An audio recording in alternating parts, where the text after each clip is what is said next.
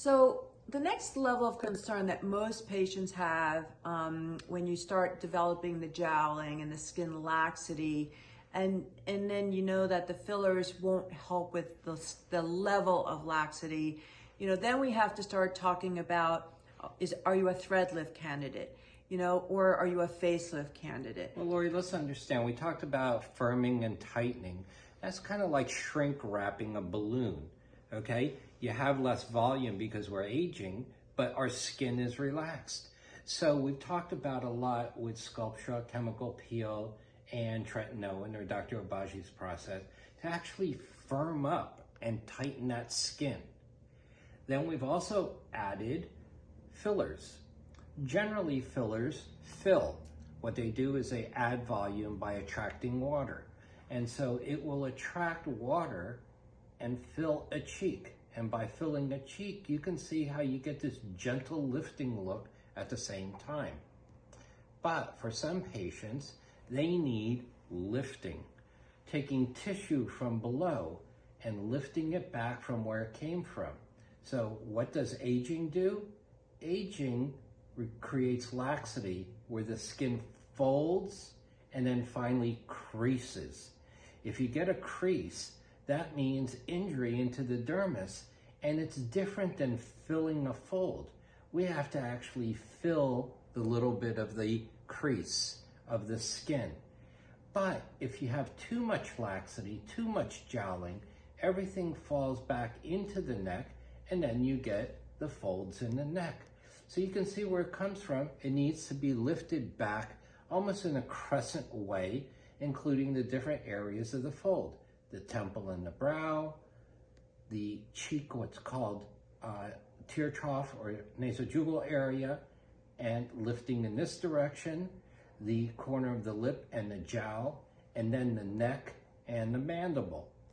So Lori's going to talk to you a little bit about what are those options and what we have for initial younger patients with a little bit of sun damage or aging versus the individual that has a lot of skin laxity just because of family or heredity or because of sun and weather injury. And those patients who have had their facelifts in the past and are just looking for a tweak without a secondary surgery. And that includes the thread lift. The thread lifts. So threads are becoming a very popular approach for that modest level of laxity. And so again, it's perfect for the person who is just beginning to see the jowling, the looseness, and they're really looking for just this complete rejuvenation of just a slight lift. We have a saying that if you can pinch an inch, you're really not a thread lift candidate. You really are a facelift candidate. And we tell you very honestly up front, threads aren't going to hold up a lot of skin that will bunch. Here's a perfect example. Right there.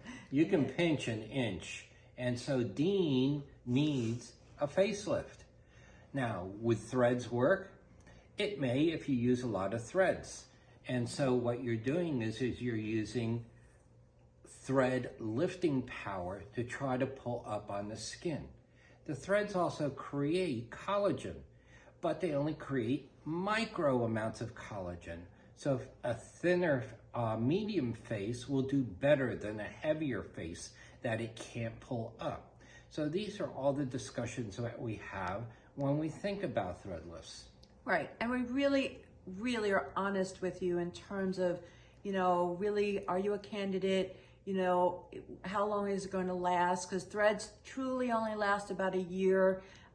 Is it worth it in your budget to do the threads? And then we weigh thread lifting versus Sculptra. So we love Sculptra, and again, we love threads, but we tell the patients again okay, this is what Sculptra's going to do. It's going to stimulate your whole face for tightening. Threads will give you the instant lift, but it doesn't give you the whole face of stimulation. And so we're really thinking about all of these ideas when we're looking at your face. And then the next option, obviously, if you can pinch that inch like you can on my husband here, it is the facelift. And you know, my facelift was done about 7 years ago when I was 59. I'm now 66, and I was having the jowls, I was having the neck issues, and you know, it was just time for me at 59 to have a face and neck lift. I was in my 40s, and at that time, I had tighter skin, but I had a big neck. So I went for a neck lift or a neck suspension. You can see that my neck looks good, but my jowls have come over it. We're doing combination procedures. There are many patients that don't want the incision in front of the ear, but they're willing to accept a single incision underneath the chin. I can do the neck and use threads to lift the jowl and improve the definition all along the face. So this combination approach is an in-between approach that helps. You'll continue committed, okay, with tightening the skin that has now been replaced into its new, more youthful position. And that is when we relied back on Dr. Obaghi's principles of tightening, firming, increasing elasticity, continuously exfoliating And stimulating. So my yearly, you know, rejuvenation to keep this facelift tight is my Sculptra, is my constant ZO and tretinoin, and my chemical peel every single year. And we can combine those Right. under sedation of various types, depending on what your needs for pain tolerance are. And we've got even new options for analgesia and pain control for those patients that are scared or concerned or have issues with Anxiety, fear. with pain. Yeah.